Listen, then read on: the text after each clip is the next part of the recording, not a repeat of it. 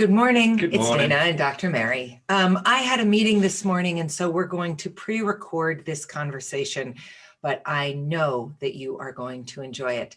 So sit back, get comfortable, and meet Evelyn. We'll see you not next week because we're pre-recording that one too. We'll see you in 2 weeks. See you later. Bye. Oh.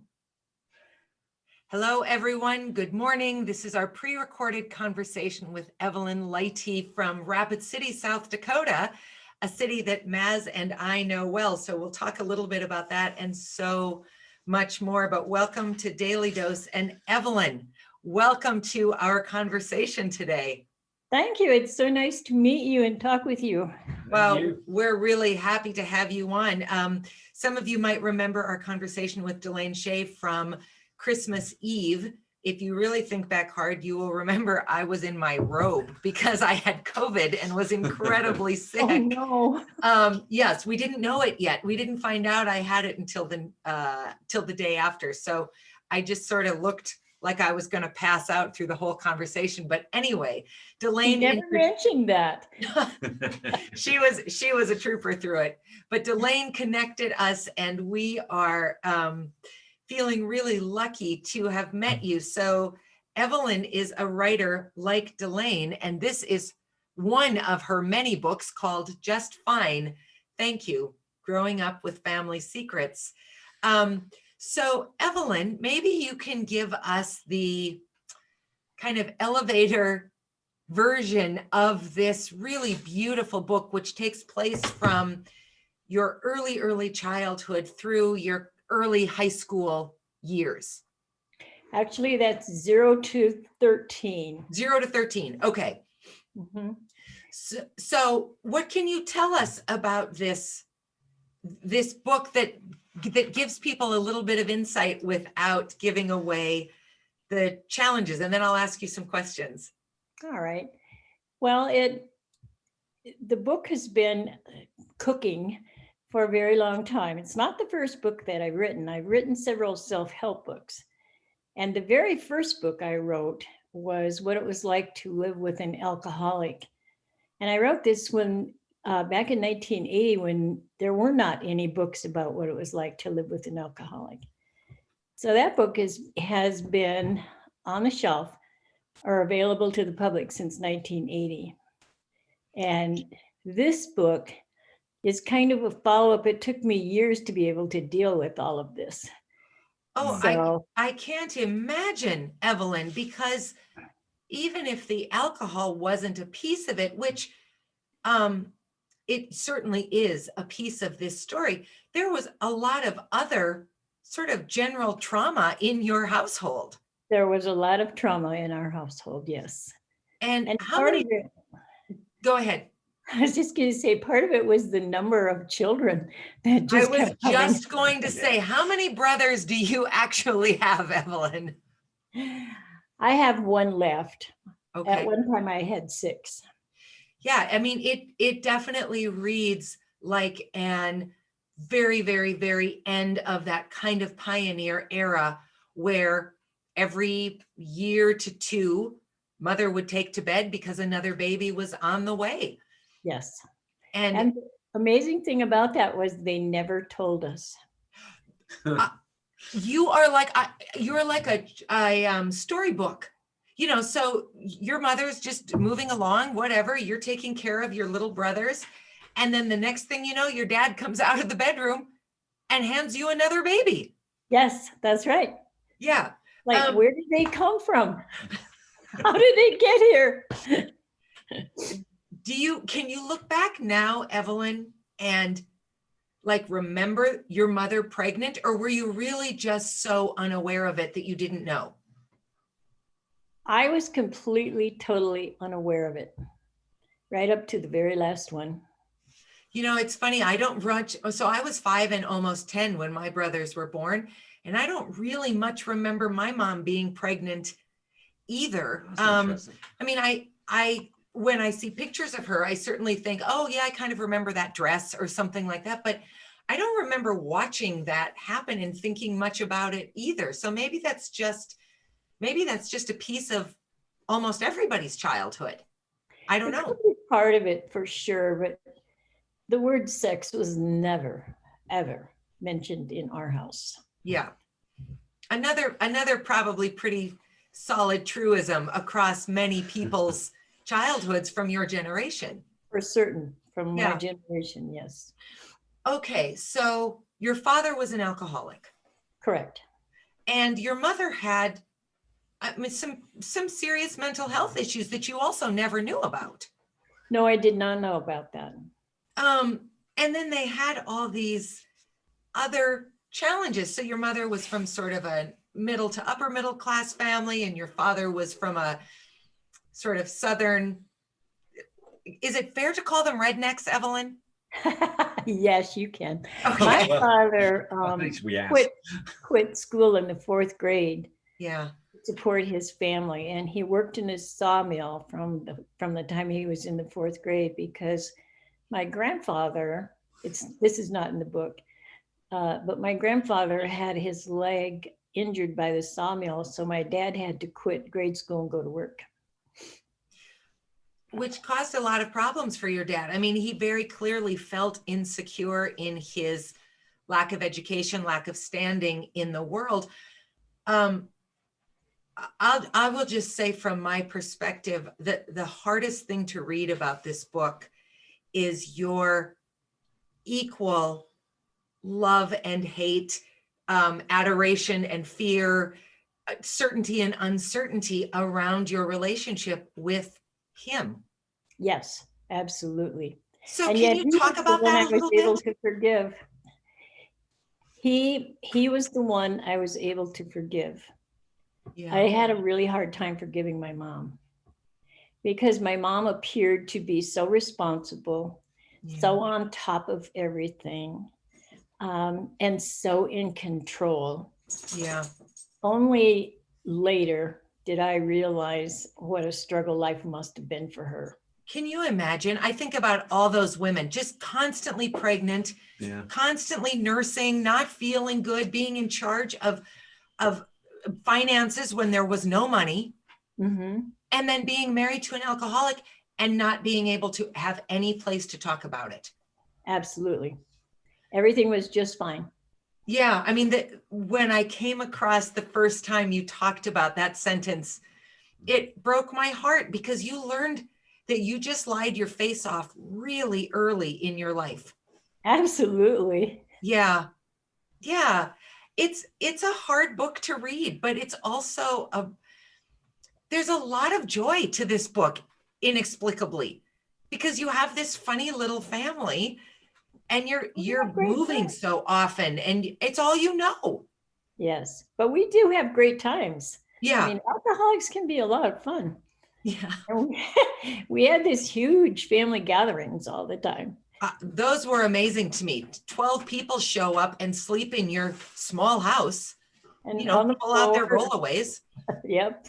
You certainly ate interesting food. I felt like every meal that you described kind of reminded me of Farmer Boy from the Laura Ingalls Wilder's books, where Oh, so really? much many meals are described, because I kind of wanted to eat everything you talked about.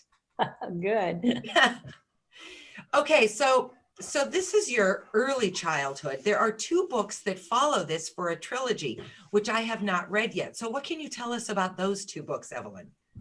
This book is called Dance Like There's No Tomorrow. These are ages 13 to 18. This was a very traumatic teenage years. I'll happily send that to you. Oh, I would love to read it.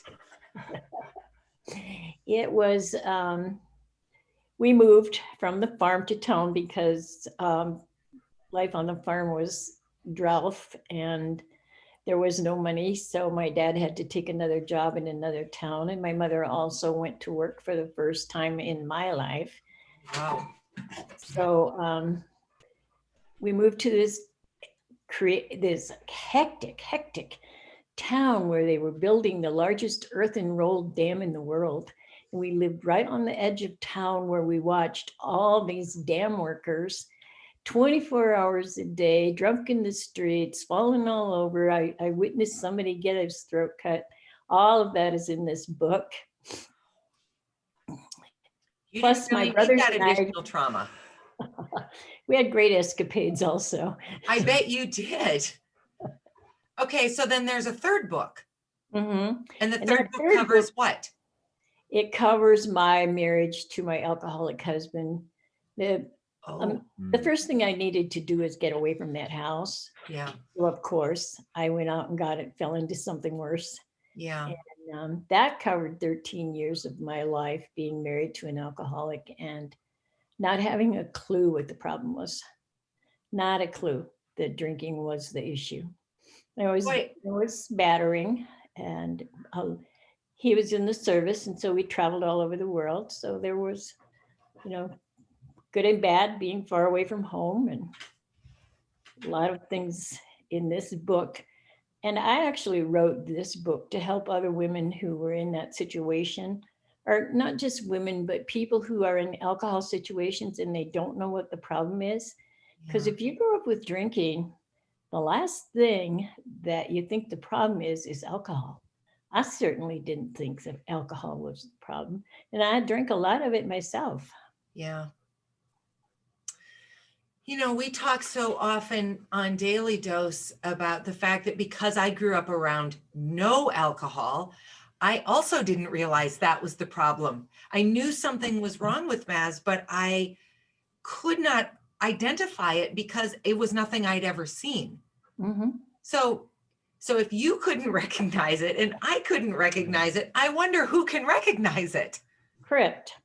Very few people can actually recognize alcoholism when they see it. Part of that is denial. Yeah. I have come to discover that I'm sure in my heart, I knew what we were dealing, or in my intellect, I knew what we were dealing with, but I was so loath to admit it because it felt like such a failure. Well, alcohol used to be such a shame-based thing. Yeah. It isn't anymore. I mean, alcohol is a disease, just like diabetes, and people, they certainly didn't know that back when I was drinking. Yeah. Yeah. Yeah. They do accept it now. Okay. So that's your memoir period of your life. But that's not actually what I think is most incredible about you, Evelyn. What I think is most incredible is that you lived through that and then went on and are an enormously celebrated professional woman. You're in the South Dakota Hall of Fame.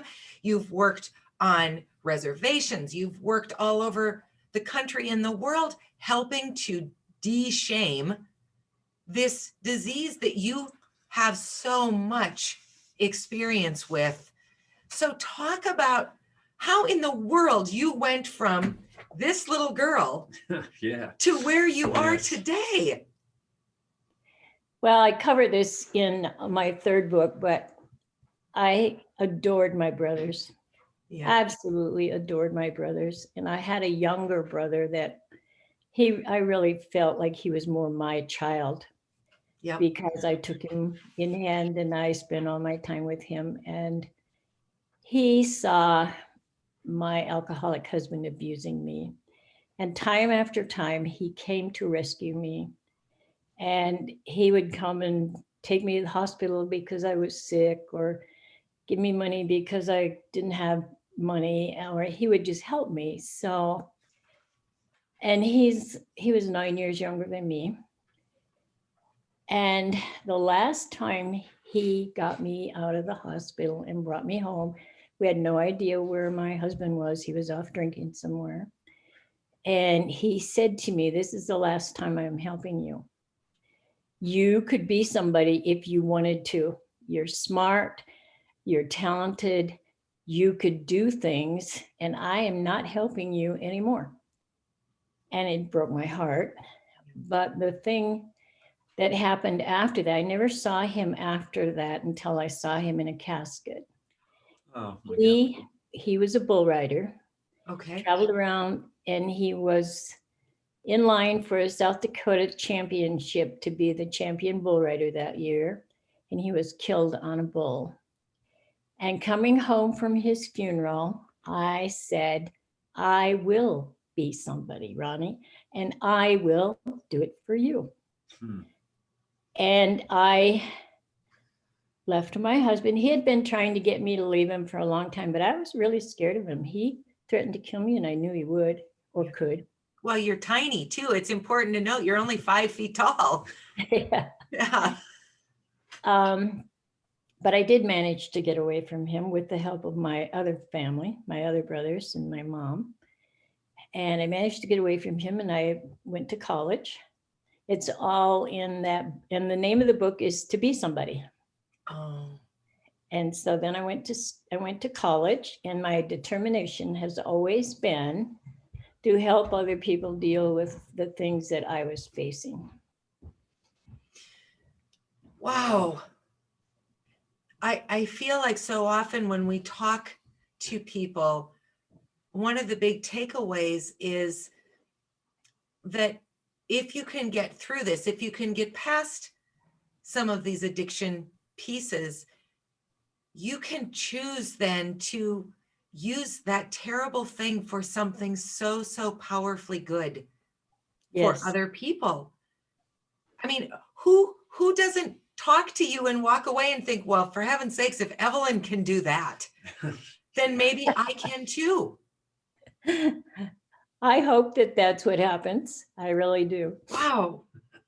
So talk about these retreats that you hold for the work that you do, Evelyn, because you have a master's degree Yes. in therapy. Actually, it's in human relations. My master's degree is in human relations with an emphasis on addiction. Wow. Oh. So talk about these retreats and what they entail. Well, I struggled really hard to be able to find out what was wrong with me as a person and what was wrong with my family. And I was lucky enough to know Virginia Satir. And Virginia Satir was a world famous family therapist who actually invented family systems therapy. And I just happened to be at the right place in the right time because she used to come to Rapid City. Okay. And I would go to her workshops, and I learned from her a lot of experiential therapy and how to conduct these workshops. And then I also learned a great deal from John Friel, and John has many, many books out. Okay. He used to do a 4-day workshop on family of origin issues. So then I worked with John some, and I was lucky enough to be able to set up my own workshops. And for many years, that's what I did. Okay. Then I moved to Rapid and started working almost exclusively on Indian reservations. Yeah. And what kind of success are you finding in all of this work? That's really hard to answer. Yeah. I feel like I'm the lucky one. I'm so blessed to be able to work with so many people and to learn so many stories. And it's not work to me. Yeah. It's a calling. I know that God spared my life many times and that he spared it for a reason. And this is what I believe he wants me to do. And that's what I'm doing. Wow. Wow. Do you have anything you want to say? So what's next for you, Evelyn? Are you working on more books? I am working on a 4th book to this series. Okay. Oh, what's this one about? Recovery. Ah. Because in the To Be Somebody book, that's actually the 3rd in this series, I was drinking heavily, did not realize it was an issue, Yeah. drank a lot in college. And then my 4th book now is not only finding recovery, but also finding Jesus Christ. Hmm. And not so much me finding him, but him finding me. Uh-huh. Mhm. He never let go. Yeah. I have some amazing stories in this 4th book about what happened. And there was a lot of trauma along the way also. Yeah, I mean, as I said, this story is not an easy read, and in part it's not easy because you realize that all children who live in trauma think that that is normal because it's all they know. Yes. And so you know We that, only pick friends who are traumatized also. yeah, So that's not unusual. It doesn't Yeah. seem strange. well, I mean, like-minded people often lump together for, it's what you know is what you're comfortable with. Uh-huh.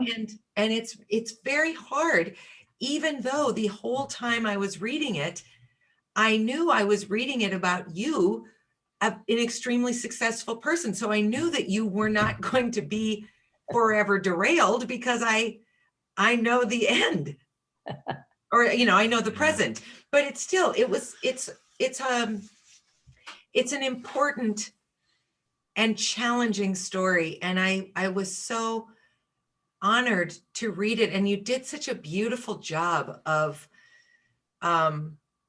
bringing us in to a very close perspective, but not betraying anybody in a way that feels like now I know too much about things that are really very intimate. I have a little story about that. Okay. Okay. I entered this book into a contest for independent nonfiction writers. Okay. And I was really hoping to win the contest with this book. But part of your entry fee included a review by the judges. Okay. So I got a message saying you didn't win, and here's why. And they scaled the book, like the top number was a 5.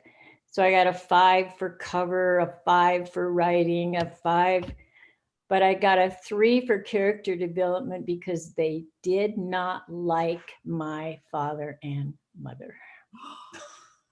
Can you believe? It was like the judge said, when I realized what your father and mother did, I wanted to stop reading the book. In fact, I threw it against the wall. And then I picked it up and finished it. And it's like, wow, that says so much. It does. It does. And I will tell you, there were pieces of your parents I really liked. Oh, there were. That I really recognized. Mhm. Particularly your dad. And you're right, alcoholics can be fun. So he has some fun qualities to him. It's the kind of the switcheroo that is, I think, hard to read about.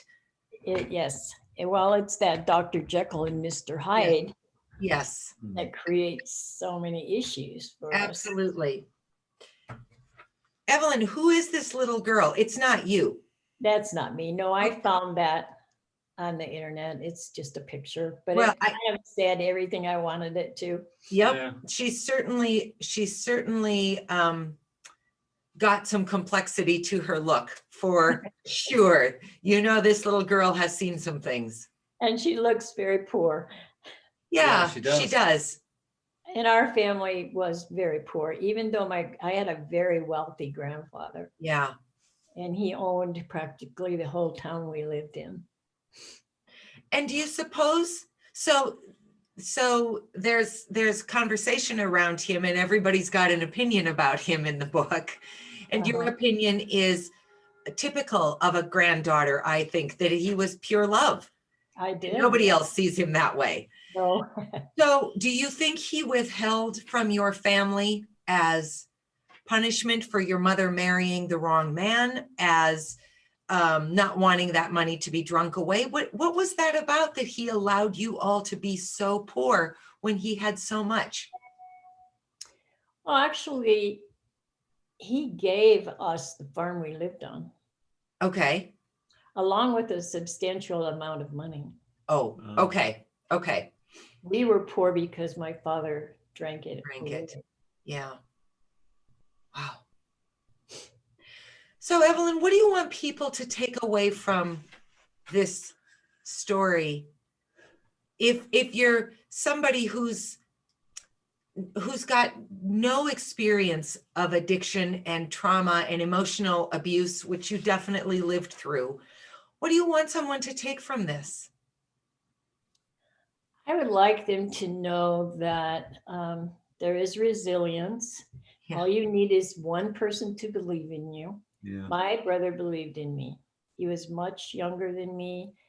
And unfortunately, he was a bit of a daredevil, riding bulls in a rodeo, but he believed in me and he loved me and he tried to be there for me. And the thing that I really want people to take away from, well, not particularly from this book, but from all of my books, is that if you have support, if you have anyone who says you're a good person and you deserve way better, then you have a chance. Yeah. Yeah. And throughout my books, there has always been one person in my life. In this second book, Dance Like There's No Tomorrow, I had to go looking for it and I found it in Boyfriends. Yeah. But I did have people who cared about me. And I never thought my parents did, although in reflection, I know they cared very much, but I didn't think so at the time. Yeah. Yeah. Our understanding of the role of parents is so limited when we're children. Well, you just don't know. Yeah. And you do certainly not know, especially in my family where nothing was ever said out loud. Right. Yeah. Right. What parents are going through. Yeah, absolutely. Evelyn, where can people find your books? They're all on Amazon. Okay. Okay. Or I have a website, which is www.evelynleite.com. And I will include that into the link with this conversation so that people can find it. I really recommend this book. I think if addiction and trauma has touched your life, I think you'll find a relation to it. And if it hasn't, I think you will find a relation to it, because your point is so true. You don't have to live through that to feel insecure, to wonder where your place is, to feel lost. We all need someone who looks at us, sees us for who we are, and says, I believe in you. Yes, we do. Yeah. And that is the bottom line message. And when I do my workshops, that's the main information I try to get to the people who are in attendance. You are valuable, you are important, you are worthwhile, and I believe in you. Yeah. Well, I know you're making a difference, because you couldn't have been doing this work for so long if you weren't. It's not easy work. It isn't, but it's definitely worthwhile. Yes. Well, thank you for joining us, Evelyn. I can't wait to read the next two, and then I will have to wait for you to finish the fourth one. Yes, but I'm going to be working on that a lot in the near future. Okay. Well, we will look forward to that. And when it's done, we'll have you back on to talk through the next version, because we'll have read the other ones by then. Thank you so much. And someday I'd love to hear your story, because I know you got one. It's not quite as interesting as yours, Evelyn, but it's pretty good. Thank you. We'll be in touch. Thank you so much for joining us. Great. Thank you. Everybody else, we'll see you tomorrow. Thanks so much. Thank you. Thanks.